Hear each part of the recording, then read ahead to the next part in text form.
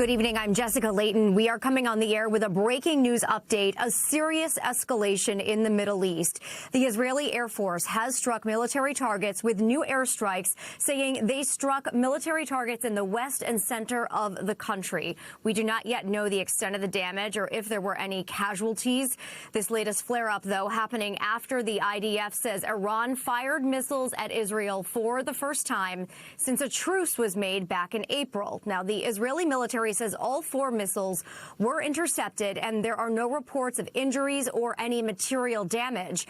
Iran says it attacked after Israeli strikes on southern Beirut. That's a stronghold of Hezbollah, Iran's Lebanese ally.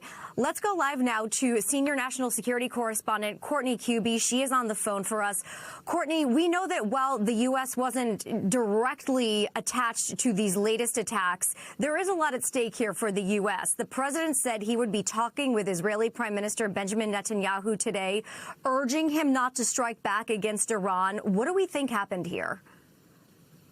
Yeah, I mean, it looks like Prime Minister Netanyahu did not heed that request from President Trump.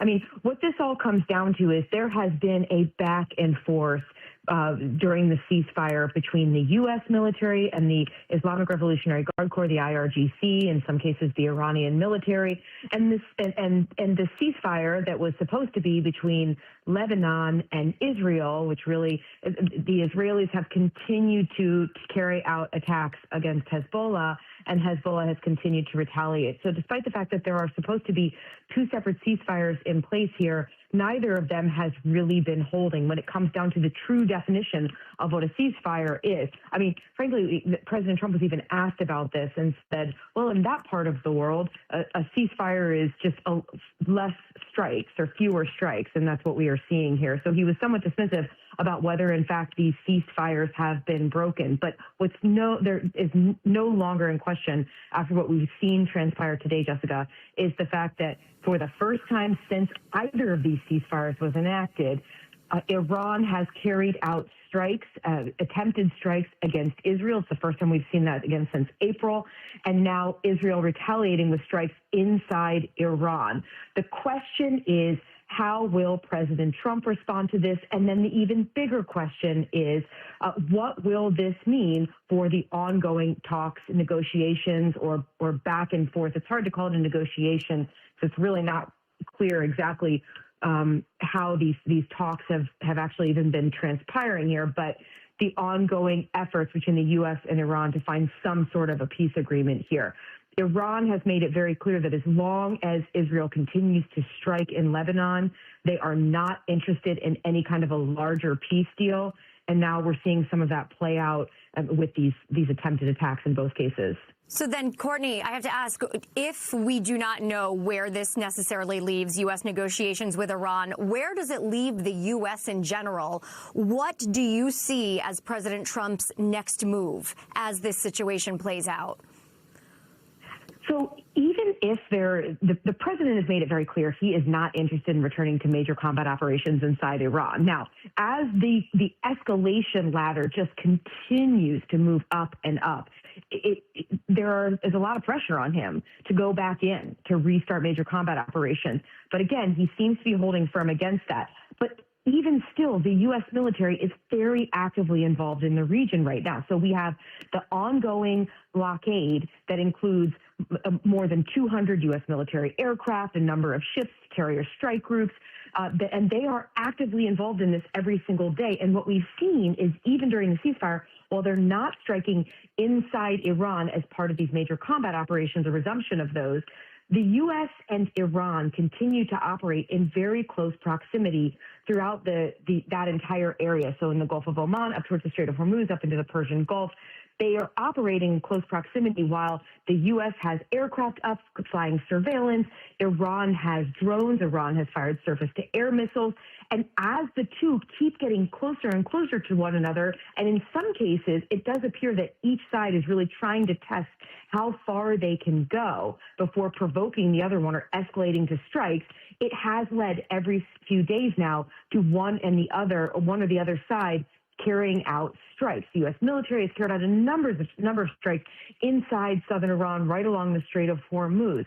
So that has already put these talks in direct jeopardy. But now that we have Israel carrying out strikes deep inside Iran, according to the Israeli military, that only puts this even in further jeopardy. The question is whether Iran will be willing to hold some sort of an almost separate talk between the U.S. and Iran, leaving Hezbollah and the issue with Lebanon completely separate. So far, Jessica, they have not been willing to do that. We're still waiting for more word on exactly how serious or potentially catastrophic the latest strikes from Israel toward Iran are. Courtney, what do you see happening in the hours to come, in the overnight and the days to come? Are we going to have a back and forth now of strikes against one another?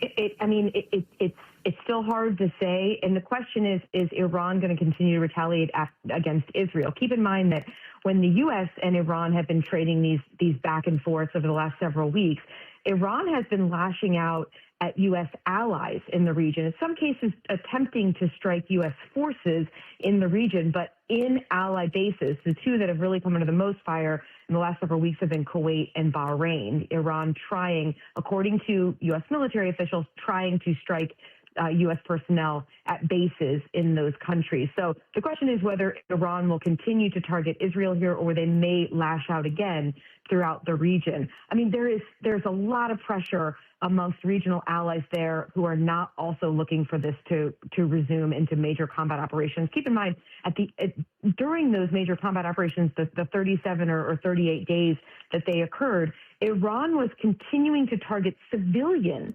locations in the region. So not just going after U.S. personnel, but they were targeting civilian infrastructure. And we even saw that during the ceasefire. They hit an international airport in Kuwait, causing massive amount of damage and casualties with those strikes.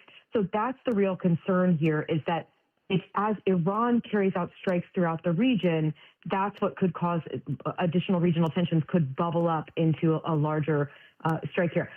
I mean, if past is prologue, what we have seen when is President Trump speak out very vocally, generally on social media after these sorts of incidents happen, especially because he was open about the fact that he was going to urge Prime Minister Netanyahu not to retaliate here. He tends to take to his social media, as we all know, especially late in the evenings and overnight hours. Exactly. And we are awaiting some sort of response from President Trump, whether it come on the air or on Truth Social, to these latest strikes. Courtney Kube, I'm going to leave it there. Thank you so much. And that concludes this breaking news report. We will have more coverage online at NBCnews.com and on the Today Show Monday morning. For now, I'm Jessica Layton in New York. Thanks for watching. More news straight ahead. We thank you for watching, and remember, stay updated on breaking news and top stories on the NBC News app or watch live on our YouTube channel.